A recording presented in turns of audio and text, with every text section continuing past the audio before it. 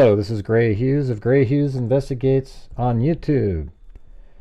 Today's video is regarding Dylan Mortensen. And I just think that people have treated her so poorly, it's almost unbelievable.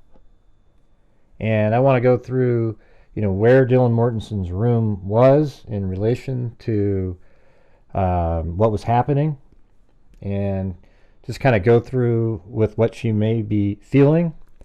And at any time, if you want to type in the comment section a story that you may have that's similar to hers, that would be great. I'll tell you my story. I mean, I was much younger. I was like 11 years old, but I felt similarly, I believe.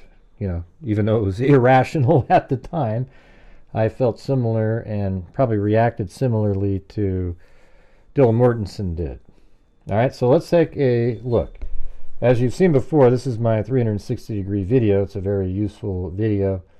And Dylan Mortensen's room inside the house is right down here, right below Madison Mogen's room. So Madison Mogen's room is about right where my mouse is. If you go down from here to there, the back portion is a bathroom.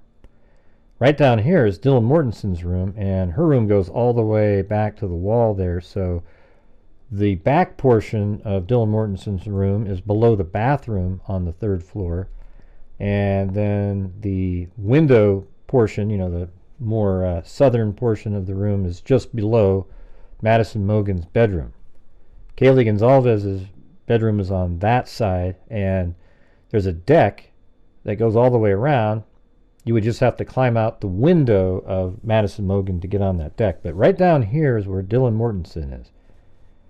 And in the 3D software, what we were looking at right in that picture is something like this from behind. So there is Dylan Mortensen's room right there.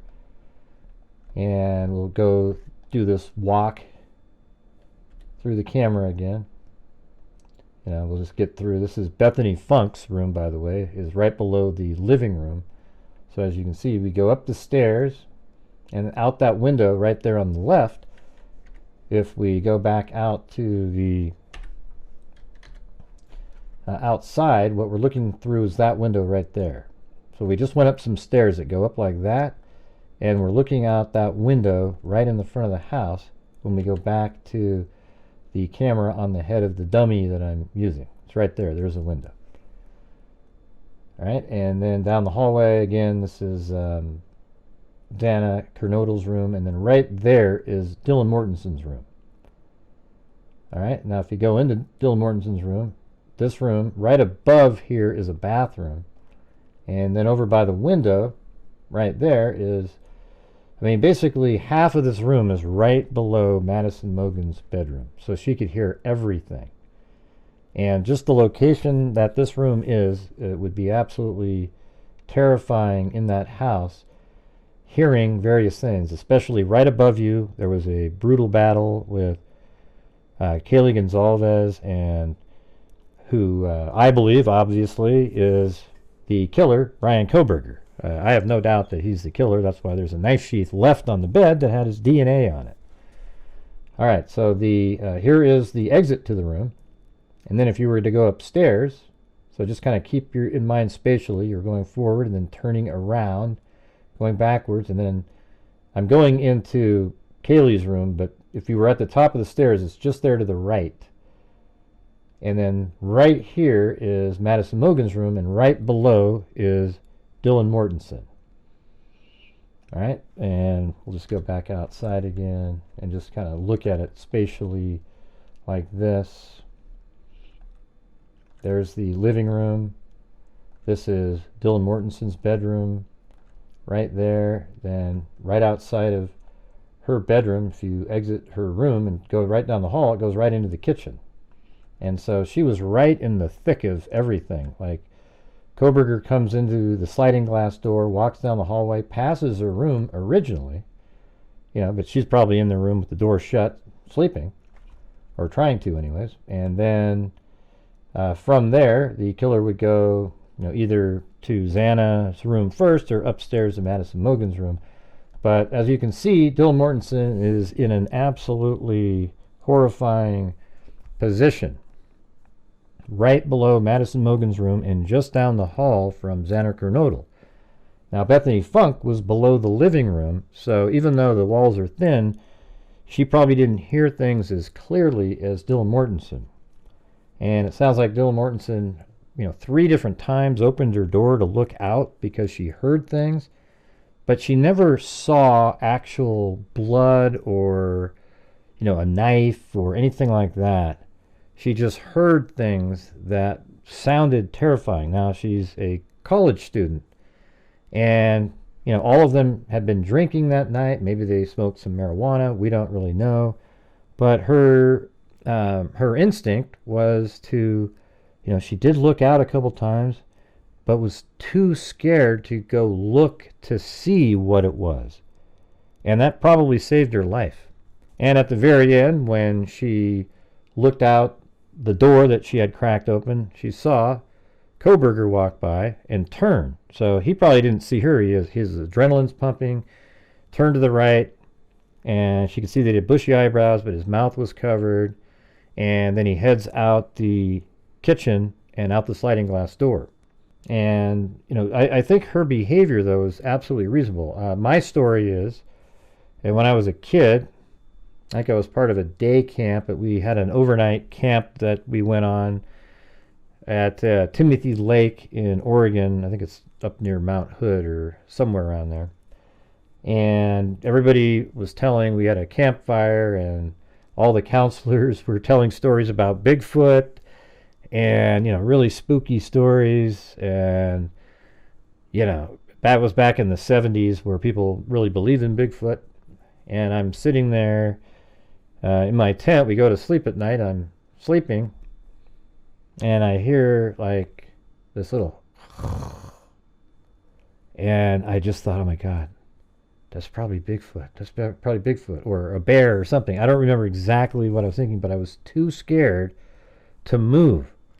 And that was like, I don't know, 1 or 2 in the morning. And I sat there frozen for hours and hours, and I wouldn't move at all. And finally, when the sun came up, I could hear people sort of moving around. And then I realized that the sound I was listening to was somebody snoring. And then I was able to kind of finally make it out of there. I don't think I slept 1 second that night, but I sat there in what Dylan Mortensen called a frozen shock phase. And I think it's absolutely reasonable. I just do not understand the hate, and everybody's looking for somebody else other than Kohberger when the killer's right in front of your face. The white Elantra that was driving around, and yes, it was a white Elantra. Law enforcement determined it was. The timing of the vehicles moving around show that it is the same white Elantra moving through the neighborhood. It was missing its front license plate. Brian Kohberger's vehicle was missing its front license plate. It was verified by one of the stops that he had earlier. We haven't seen that traffic stop yet, but apparently it shows that it's missing its front license plate, and they're Pennsylvania plates, and in Pennsylvania you only need your back license plate. And amazingly, the murders were timed where just after the murders he was replacing his license plate. So now he had 2 different license plates, one on the front and the back, but Washington plates. So what perfect timing for that. Would keep his, if anybody had his vehicle on a camera or something like that, now he has different plates. I think many people out there would react exactly the same way that Dylan Mortensen acted. They just don't know it because they've never been in a position just like that. Now, there's other people that would act differently. They maybe immediately would call 911. But when you're in college, you're not really thinking, let's call 911 right off the bat, because there's always parties going on and things going on, and you don't want to be the one that caused the problem. So, to me, that makes sense. She didn't want to know the reality. Imagine being in that room and hearing some of the stuff you may have heard, and then eventually, apparently she tries to text different people and they weren't responding. And then you call 911, now reality is going to be setting in. If she had left her room, she could have put herself in danger if he was still there. Plus, if she had left her room and walked around and looked around, she would have found the horrific scenes herself. So to protect her own mind, she likely just sat in that room, not wanting reality to actually set in. Because as soon as you see the bodies, as soon as the police get there, it's real. It's similar to a missing person. As soon as you call police to say that a child is missing, now it's real. Prior to that, you're kind of hoping they'll just show up. You're wringing your hands, sitting around, hoping they'll show up to your house, or you'll get a phone call, etc. But when you realize that those things aren't happening and something isn't right, you call the police and they show up and they take the report. And right when they're taking the report is when the reality of the situation hits. And I think that's exactly what I think a lot of people, I actually think that's what I was doing when I was a kid, when it was Bigfoot. If I had opened my eyes and looked outside the tent and literally saw Bigfoot or a bear or whatever the hell it was that I was thinking at the time, I think I would have absolutely freaked out if I had seen it. All right, so to protect yourself, you just kind of huddle up and you don't really open your eyes, and you're just curled up and you're just kind of staying quiet, and you don't want to say anything. All right, now I know a lot of you listening right now have had similar situations, and then it all turned out fine afterwards. But I'm talking about try to visualize that. In my case, it turned out fine. But just sort of visualize that continuing on, and then having various things confirm that something isn't quite right because nobody's answering their phone calls, nobody's or text messages, etc. I don't know if she tried calling anybody.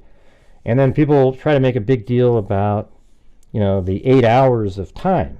Okay, well, keep in mind it was 4 in the morning when this was all going down, even closer to like 4:20. So maybe eventually she kind of curled up and perhaps went back to sleep, but maybe not. And for hours just sat there, and then maybe she called some friends to come over and check, because she didn't want to create a commotion if she didn't know for sure there was something going on, but she didn't want to leave her room to go verify. Now, it's possible she did walk around. We just don't know all the scenarios. We've never heard her actually speak and tell us what she remembers exactly what she did. There's, different reporting in the hearing that we just watched recently where she talked about, or it was actually Ann Taylor said that she saw somebody going up and down, or down the stairs. It was one of the girls that was actually found dead on a bed, and so it didn't really make sense to her. And then I guess Dylan Mortensen perhaps doesn't remember what is real and what isn't, so I guess you gotta take a look at it like that. But it wouldn't surprise me at all if she stayed in her room and just peeked out here and there throughout the entire night until some friends showed up at the house. And then if we look at the probable cause document, when the officers got there, they could see Xan Kernodle from walking down the hallway. And so is that the body that the friends saw when they came over? So they saw the body there, then using Dylan Mortensen's phone, they called 911. So Dylan Mortensen must have been like in the living room area and just kind of like, hey, look, right down there, I've called their name, they're not moving. And maybe they didn't want to go near it. And perhaps somebody did at the end, when 911 was being called, but they said an unconscious person. And I don't know why people think that that's suspicious too. It's like, sure, maybe there is blood on the ground, but they are unconscious, and nobody wants to say there's somebody dead here, nor would you want to touch somebody to know if they're dead or not. So I think it's just a lot to do about nothing. People want there to be a boogeyman other than Kohberger, strangely, and they're looking at people like the roommates, like Dylan Mortensen and Bethany Funk. Now, there's a host of YouTubers out there, they spend all their time going over Dylan Mortensen and her family members, and looking at Bethany Funk, and looking at Xan Kernodle's family, and looking at this and that and the other thing. And it's just absolutely absurd. The killer is right in front of your face. He's been arrested for it. His name is Brian Kohberger. He left DNA on a knife sheath at the crime scene in a window of 4:08 to 4:20. That's when the knife sheath was left there. And that knife sheath was left there, and it had Brian Kohberger's DNA on it, and therefore the white Elantra that was doing the loops and stopped between 4:08 and 4:20 is the vehicle that that person was in, because at that point it drove away at a high rate of speed. The 1112 King Road camera is going to show that. All right, so let's go. I'll just show that part really quick. The camera on this building, that's 1112 King Road, is going to show the vehicle coming right at the camera here, driving up this direction and around, and when it leaves, it's going to show it. It's going to come down like this, and then as soon as it drives by right there, this camera is going to pick it up and it's going to spin out, go this direction, and then it takes a left at the end of the street and goes on Walenta Drive up there. And you'll be able to see it on the camera. The camera is absolutely clear. And look how clear this video is right here. This is what the video will look like. And you'll see the car drive like that. Of course, the bright lights will blow it out, and then it'll turn right like that. And then I think if it's wide enough, I think this might be cropped off a little bit, you might even be able to see the car driving up back there on Walenta Drive. Okay, so the timing of the vehicle driving around, it is Brian Kohberger, you guys. It's so crazy to keep watching over and over these videos that try to keep pointing at other people. Dylan Mortensen has nothing to do with anything regarding the killing, and she's been absolutely traumatized. And I could say the same thing regarding Bethany Funk. They have nothing to do with it. Neither does Xan Kernodle, neither does Ethan Chapin, neither does Madison Mogen, neither do Kaylee Goncalves. What we have here is an individual, a psychopath, Brian Kohberger, just like every other serial killer or serial killer wannabe. He went to the house. He went there on a mission to kill. Something we don't know right now is, did he go into the house to kill all the women that were there and was thrown off by Ethan Chapin and perhaps even Kaylee Goncalves being in a room that she wasn't supposed to be in? And did that throw things off? Or was he there just to kill Madison Mogen and things didn't turn out the way they wanted? All right? So everybody, just kind of rethink your vision of Dylan Mortensen. I think it's absurd, and you should be ashamed of yourself. And I hope after the trial is over that Dylan Mortensen sues the living shit out of all of these different YouTubers that have been doing this. All right? So if you want to watch a channel that uses common sense and logic to work through cases, this is the channel to watch. There's plenty of channels you can watch out there if you want to believe in sensationalistic garbage and conspiracy theories. That seems to be all the rage, especially in this case and also in the Delphi case. You'll see that when this gets closer to trial, the same defense attorneys who are still defending Richard Allen, a killer who was convicted 12-zip of the murders of Abby and Libby, they'll be defending Brian Kohberger because they can come up with all kinds of content doing it that way. All right? So I hope everybody out there understands that Dylan Mortensen has nothing to do with it, just like I said, nor does anybody else. It's Brian Kohberger and Brian Kohberger alone. However, I tell you what, there are those other blood samples in the house. Even if they're really old, those should be tested to see whose they are. Now, if Brian Kohberger wants to admit that there was somebody else with him, if you remember early on, he said something to the effect of, "Did you arrest anybody else?" He did say that. Brian Kohberger is the killer. That's my opinion. I'm not a jury. Yes, he's innocent until proven guilty, but I think he's 100% the killer, and I have the right to say that myself. All right, so thank you all very much for watching. Leave a comment in the comment section, but I'd really like to hear your story of a situation that you felt similar, and then maybe people will start realizing, you know what, I think we have been a little too hard on Dylan Mortensen. Okay? So thank you all very much for watching, and as I always say, until next time, be safe out there.